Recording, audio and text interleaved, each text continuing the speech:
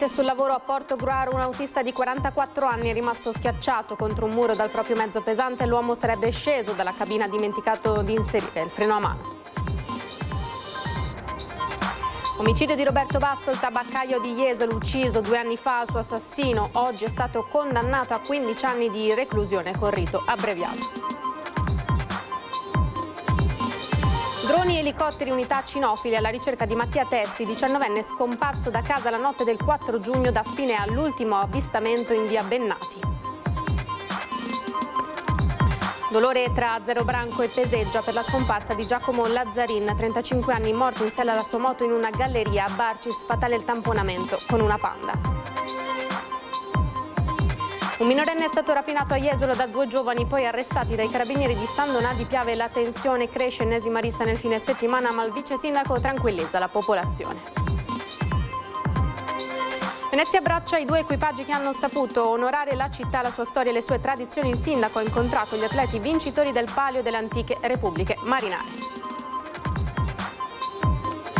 Riparte ancora una volta da Venezia Sognando Itaca, il progetto di vela terapia dell'AIL sulle barche, pazienti oncoematologici accompagnati da skipper professionisti, medici, infermieri, psicologi. Sognando Itaca. Buonasera, bentrovate e bentrovati, edizione di Venezia dei nostri telegiornali. Ora iniziamo invece con la cronaca che, come avete sentito dai titoli, ci porta a Portogruaro per un grave incidente sul lavoro in un'azienda specializzata nella commercializzazione di prodotti petroliferi dove un autista di 44 anni è rimasto schiacciato contro un muro dal proprio mezzo pesante. Secondo una prima ricostruzione, l'uomo sarebbe sceso dalla cabina dimenticando di inserire il freno a mano e azionando accidentalmente la marcia. Il camion si è così mosso, travolgendolo. I colleghi hanno dato immediatamente l'allarme al 118. Dopo i primi soccorsi sul posto, il ferito, che ha riportato un grave trauma da schiacciamento al bacino e agli arti inferiori, è stato trasportato al pronto soccorso e successivamente all'ospedale All'Angelo di Mestre in prognosi riservata. E ora invece passiamo all'omicidio di Roberto Basso, il tabaccaio di Jesolo, ucciso a maggio di 2 anni fa. Il suo assassino oggi è stato condannato a 15 anni di reclusione con rito abbreviato.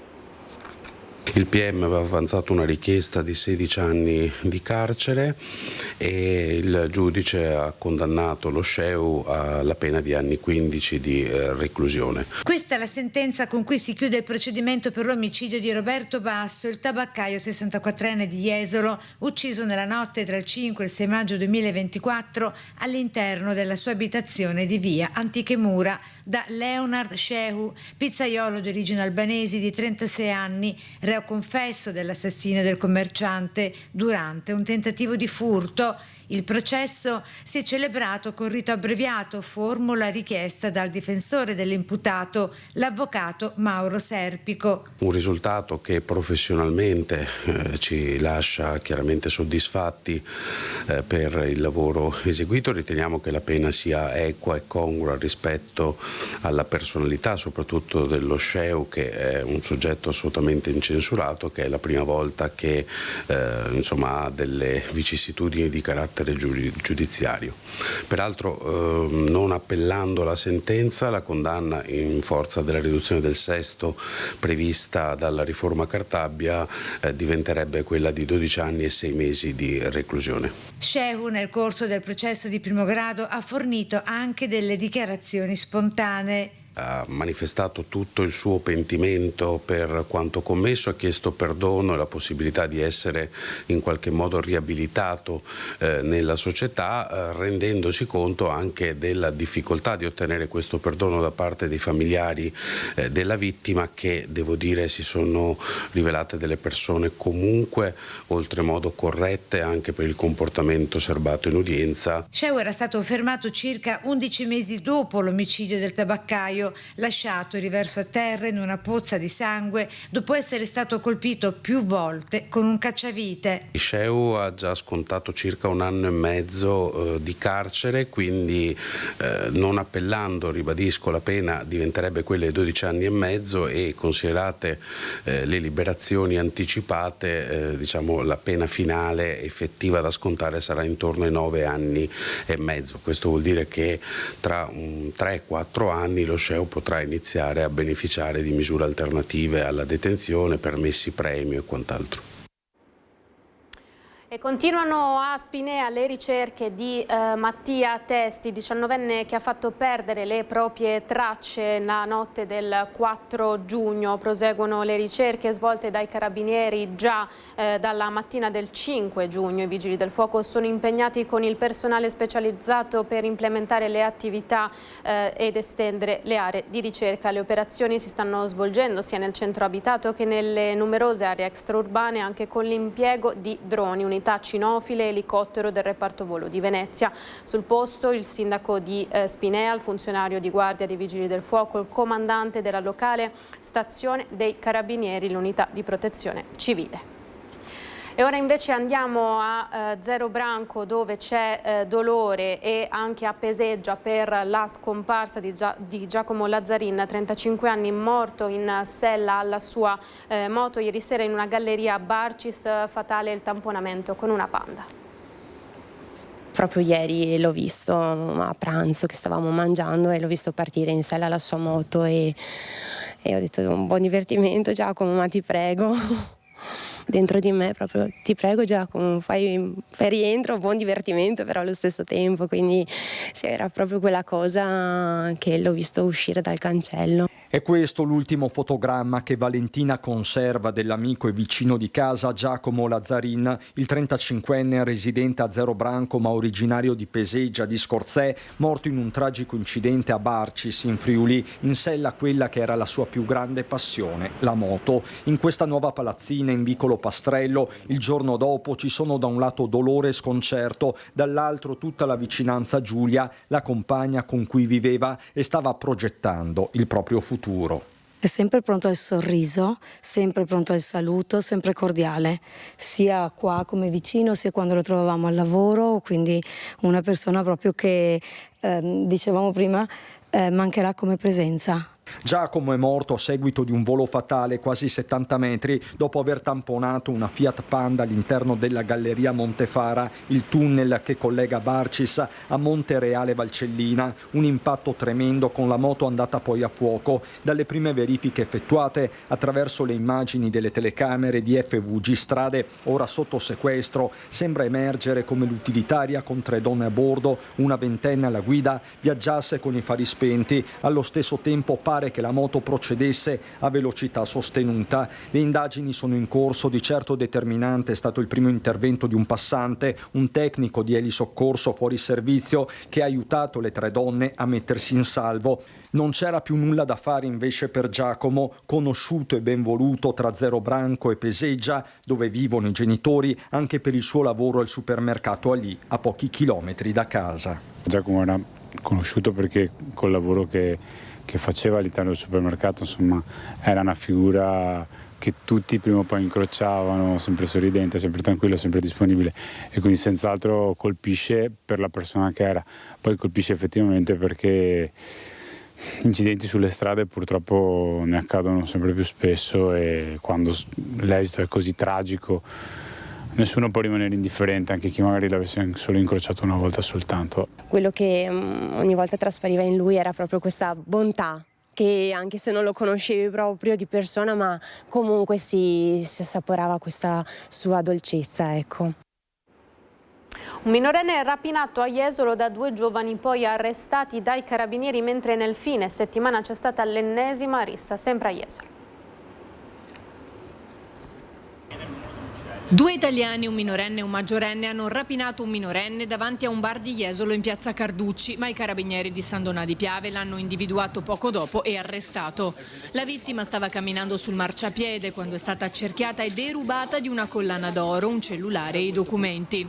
Poco prima l'Arma era intervenuta in ausilio della polizia locale di Jesolo per sedare una rissa tra due gruppi di giovani in piazza Marconi.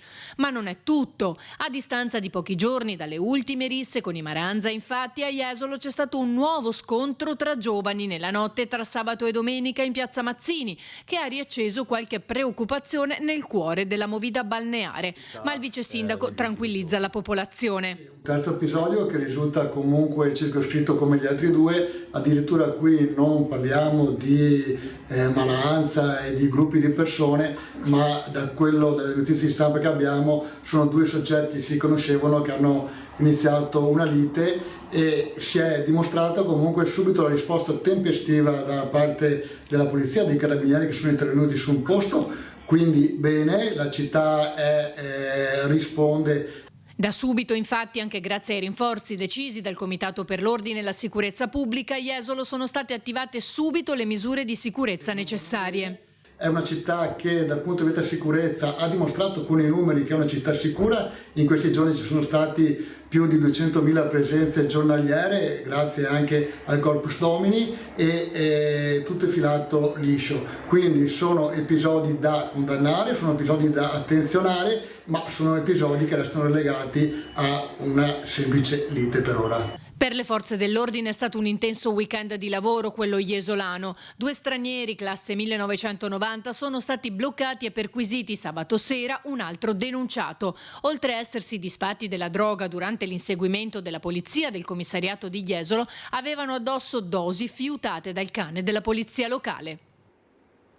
E Andrea Martella ha atteso l'esito dei ballottaggi delle elezioni amministrative per annunciare oggi pomeriggio le sue dimissioni da segretario regionale del Partito Democratico, una scelta che dal senatore Dem non viene ricondotta alla sconfitta elettorale subita a Venezia. Era già previsto da tempo che il Partito Democratico Veneto andasse a congresso subito dopo la tornata amministrativa, dichiara il senatore. Il mio mandato da segretario regionale, come anche quello di quelli provinciali e dei circoli, è terminato. Per questo ho deciso di formalizzare le mie dimissioni da segretario nel PD Veneto al presidente dell'Assemblea regionale e al tesoriere già il 3 giugno scorso, aspettando la conclusione dei ballottaggi di oggi per comunicarle. Così dunque dalla politica, mentre i lavoratori del Mose hanno dichiarato lo stato di agitazione a mettere a rischio l'attività del sistema di dighe mobili che protegge Venezia dall'acqua alta, sono i problemi burocratici che stanno fermando i finanziamenti. L'Assemblea dei lavoratori del Mose ha proclamato all'unanimità lo stato d'agitazione. I lavoratori ritengono inaccettabile che il rischio di blocco dei sollevamenti del Mose continui a incombere per effetto di un cortocircuito burocratico che le istituzioni non sono ancora state in grado di risolvere. Mentre i lavoratori garantiscono con responsabilità il funzionamento del sistema e la salvaguardia della città, si legge in un comunicato di CGIL e CISL-UIL, le istituzioni non riescono a sciogliere un nodo che rischia di avere conseguenze gravissime. L'assenza di risorse può comportare non soltanto il blocco dei lavori, del completamento dell'opera, ma anche il pagamento delle retribuzioni, la collocazione di tutti i lavoratori. Chiederemo per questo all'incontro al prefetto una cosa molto chiara: risposte certe per salvaguardare tutti i posti di lavoro e per fare in modo che le risorse arrivino subito, perché non ci può essere nessun abbandono di Venezia, della nostra città. Al termine dell'incontro tra i dipendenti di Tetis, Consorzio Venezia Nuova, Comar e Autorità per la Laguna, CGIL e CISL-UIL hanno fatto sapere che se dalle istituzioni non arriveranno risposte rapide e concrete, verranno valutate ulteriori iniziative di protesta, perché non è accettabile che un'infrastruttura strategica per la vita di Venezia e della sua laguna venga paralizzata da un problema di trasferimento delle risorse che da mesi attende una soluzione. I fondi esistono ma sono bloccati, sono assegnati al provveditorato, in verità manca una norma che li destini all'Autorità per la Laguna.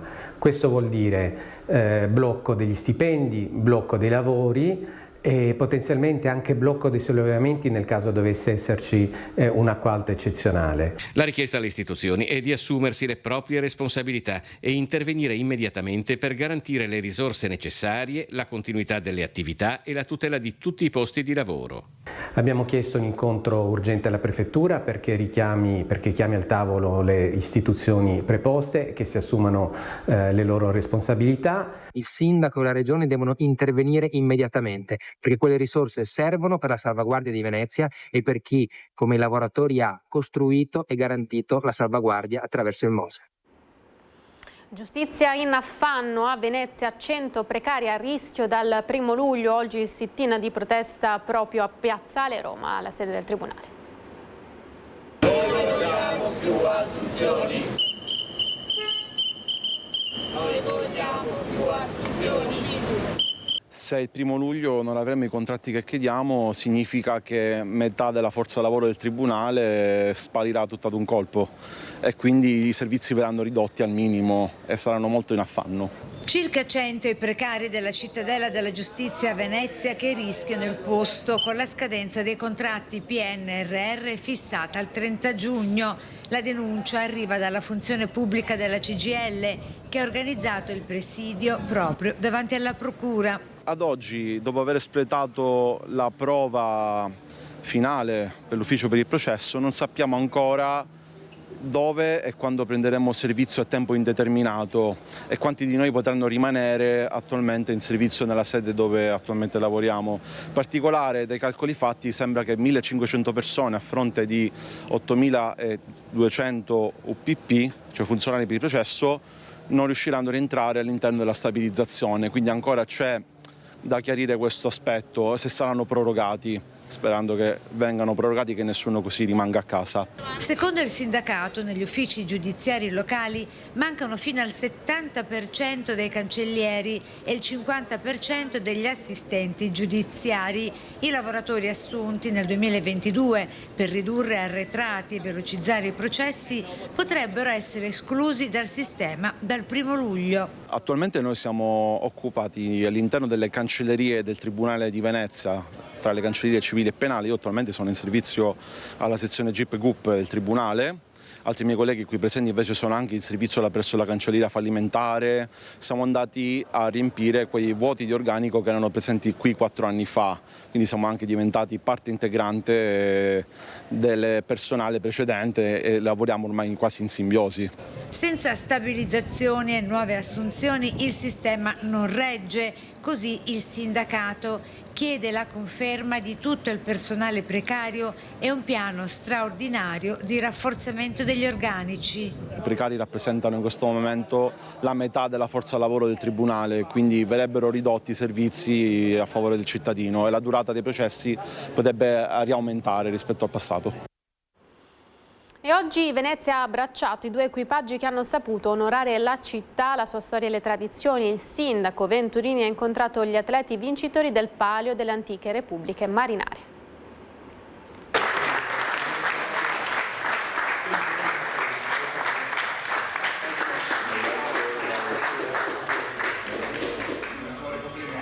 Lo scorso 2 giugno a Pisa hanno partecipato alla 71esima edizione del Palio delle Antiche Repubbliche Marinare, in cui l'equipaggio maschile ha conquistato il primo posto.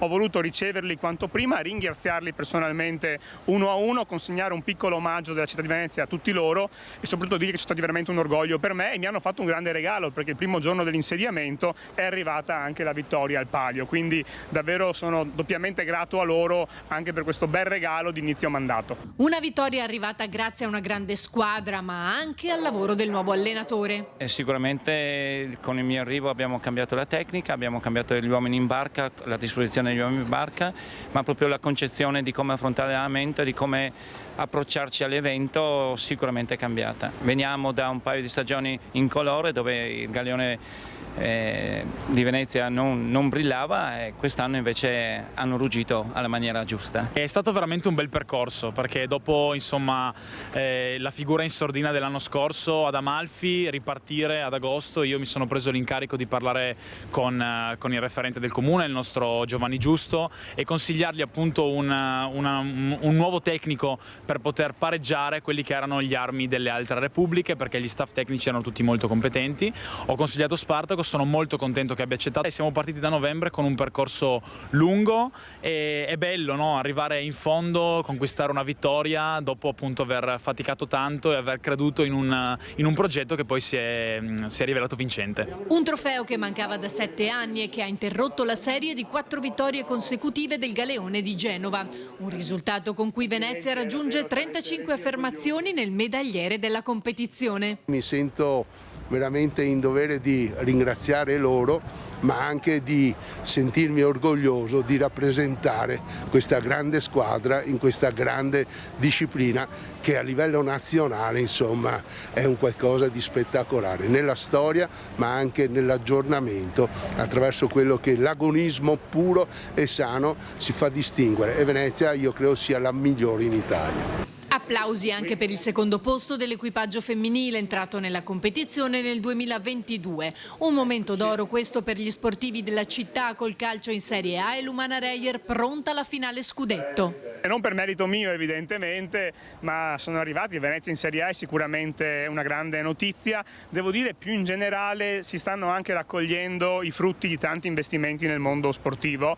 Non da ultimo, insomma, la realizzazione degli impianti che nei prossimi 2 anni daranno casa al basket e al calcio in impianti finalmente da città europea. Dopo l'incontro anche il sindaco Venturini è salito sul Galeone in attesa del prossimo anno in cui il palio sarà disputato proprio a Venezia e potrebbero esserci interessanti novità. Partera e parlar Salago!